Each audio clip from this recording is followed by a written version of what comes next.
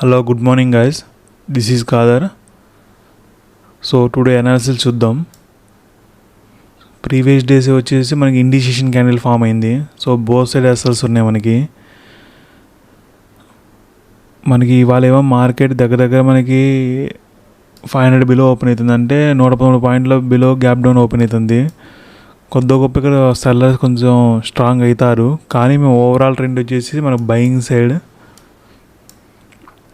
So gap డౌన్లో sellers వస్తారు, వాళ్ళ ఎస్ఎల్స్ పైన అప్ సైడ్ దొరుకుతాయి మనకి. సో అప్ సైడ్ టార్గెట్ చేద్దాం, మనం అప్ సైడ్ సెల్లర్స్ని టార్గెట్ చేద్దాం. సో బయింగ్ సైడ్ తీసుకెళ్ళడం, ట్రేడ్ తీసుకోవడం అనేది బెస్ట్ అనిపిస్తుంది నాకైతే, యాజ్ పర్ చార్ట్ చూసి, ప్రీవియస్ 2 days చూసి. ఇక్కడ సెల్లింగ్ కూడా ఉందిలే, కానీ అట్లీస్ట్ పైన ఇక్కడ మనకి రెసిస్టెన్స్ దగ్గర సెల్లింగ్ తీసుకోవడం బెటర్ అనిపిస్తుంది. ఇక్కడ ఎక్కడ తీసుకున్న ట్రాప్ అయితే అనిపిస్తుంది. So buying is good option అనమాట ఇప్పుడు మనకి. సో వెయిట్ చేద్దాం, మార్కెట్ ఓపెన్ అయ్యాక ఎలా ప్రైస్ యాక్షన్, అంటే ఏ క్యాండిల్స్ ఎలా ఫామ్ అవుతున్నాయి, ప్రైస్ యాక్షన్ ఎలా ఫామ్ అవుతున్నాయి అనేది కూడా చూద్దాం మనం. దాన్ని బట్టి ఫర్దర్ మనం బయింగ్ ట్రేడా సెల్లింగ్ ట్రేడా అనేది చూద్దాం, ఫైండ్ అవుట్ చేద్దాం. సో బిఫోర్ అయితే మనం బయింగ్ అనుకుంటున్నాం, మార్కెట్ ఓపెన్ అయ్యాక మళ్ళీ అది సెల్లింగ్ కూడా వెళ్ళొచ్చు, చెప్పలేం మనం. సో వెయిట్ చేద్దాం. ఇప్పుడు ఒక ట్రేడ్ తీసుకున్నా అండి బయింగ్ సైడ్. సో మార్కెట్ ఏంటంటే గ్యాప్ డౌన్ ఓపెన్ అయింది, కంటిన్యూస్ డౌన్ సైడ్ వస్తుంది. సో ఆల్మోస్ట్ ఇక్కడ బయర్స్ ఉన్నారు ఎగ్జిట్ అయ్యారు. 200 లెవెల్ కూడా బ్రేక్ అయింది మనకి. 500 దగ్గర రెసిస్టెన్స్ తీసుకొని 200 బ్రేక్ చేస్తే ఓన్లీ ఇక్కడ సెల్లర్స్ వస్తారు. సో ఈ ప్రీవియస్ ట్రెండ్ 50% ఏరియా. సో ఈ ఏరియా దగ్గర రాగానే నేను ఒక ఇమీడియట్లీ ట్రేడ్ తీసుకున్నా బయింగ్ సైడ్. సో కొంతసేపు ఆగాల్సిందేమో గ్రీన్ క్యాండిల్ ఫామ్ అయ్యాక. సో నో ప్రాబ్లం, వస్తే ఇక్కడ నుంచి ఒక బయింగ్ మూమెంట్ రావాలి. సో అట్లీస్ట్ రీట్రేస్మెంట్ అని రావాలి, ఆ రీట్రేస్మెంట్లో ప్రాఫిట్ బుక్ చేద్దాం, లేకపోతే కంటిన్యూ డౌన్ సైడ్ అవుతుంది, లాస్ అన్న బుక్ చేసుకోవాల్సి వచ్చింది. ఈ ప్లేస్లో నుంచి రీట్రేస్ అన్న రివర్సల్ స్టార్ట్ అయింది. సో ఇక్కడ మనకి లో కూడా బ్రేక్ అయింది, పిఎస్ఓ బ్రేక్ అయింది. ఇక రెసిస్టెన్స్ తీసుకుని ఓన్లీ సెల్లర్స్ వస్తున్నారు ఇక్కడ మనకి. సో ఒక మూమెంట్ రావాలి బయింగ్ సైడ్. 2500 2600 లాస్ట్లో నడుస్తుంది మన ట్రేడ్ వచ్చేసి. సో నో ప్రాబ్లం, వెయిట్ చేద్దాం మనం.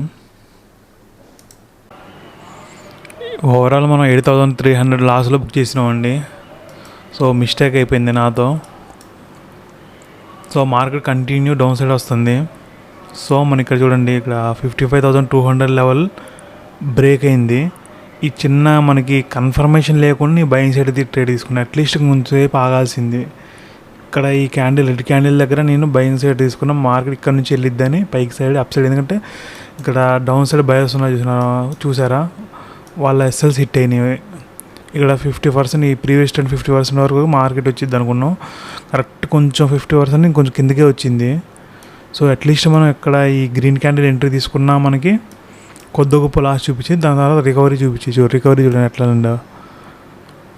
నేను 661 దగ్గర తీసుకున్నా, 580 దగ్గర నేను తీసుకున్నా. నేను మన ప్రీమియం పాయింట్స్లో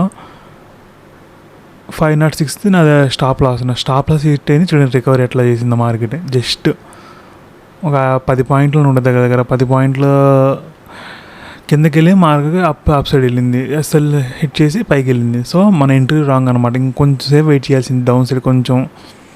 నాకు అట్లీస్ట్ నా కన్ఫర్మేషన్ లేకుండా తీసుకున్నాను ట్రేడ్. ఈ గ్రీన్ క్యాండిల్తో అనే ఎంట్రీ తీసుకోవాల్సింది. నేను వితౌట్ కన్ఫర్మేషన్ ట్రేడ్ తీసుకున్నా, ఎస్ఎల్ హిట్ అయింది. సో వ్యూ కరెక్ట్ ఏమంది, అప్ సైడ్ వెళ్ళిద్దని. సో ఎంట్రీ రాంగ్ అనమాట మంది. దానివల్ల ఇవాళ లాస్ బుక్ చేసినాం, తొందరపడ్డా. అట్లీస్ట్ ఒక కన్ఫర్మేషన్ క్యాండిల్ కోసం వెయిట్ చేయాల్సింది నేను. మిస్టేక్ అయిపోయింది మనతో ఇవాళ. మిస్టేక్ వల్ల లాస్ బుక్ చేసినాం. ఇదిగోండి 50 మనకి గ్రీన్ క్యాండిల్ 50% దగ్గర మార్కెట్ వచ్చేదాన్ని కొంచెం ఎంట్రీ తొందర తీసుకున్నాను, ఎందుకంటే 500 పిఎస్ఓ లెవెల్ ఇక్కడ. ఇది కూడా బ్రేక్ అయింది మనకి. సో ఒక్కోసారి ఇక్కడ నుంచి వెళ్ళిద్ది మార్కెట్, ఒక్కోసారి ఇలాంటి పనులు చేస్తూ ఉండేది. ఇలాంటప్పుడు మనం లాస్ బుక్ చేస్తూ ఉంటాం. ఇలా ఈజీ ట్రేడే, ఎందుకంటే చూడండి ఇక్కడ మనకి 500 లెవెల్ రెసిస్టెన్స్ తీసుకుంటుంది, ప్రీవియస్లో మనకి బ్రేక్ అయింది, ఇంకొక పిఎస్ లెవెల్ బ్రేక్ అయింది. ఓన్లీ ఇక్కడ సెల్లర్సే వస్తున్నారు మార్కెట్లో, బయర్స్ లేరు. ర్యాండమ్ బయర్స్ అంతా ఎగ్జిట్ అయిపోయారు. సో వాళ్ళ ఎస్ఎల్ సబ్సిడీ ఉంటాయి.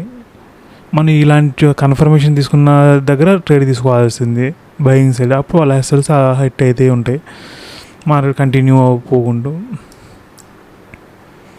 సో ఇవాళ అనాలిసిస్ ఇది.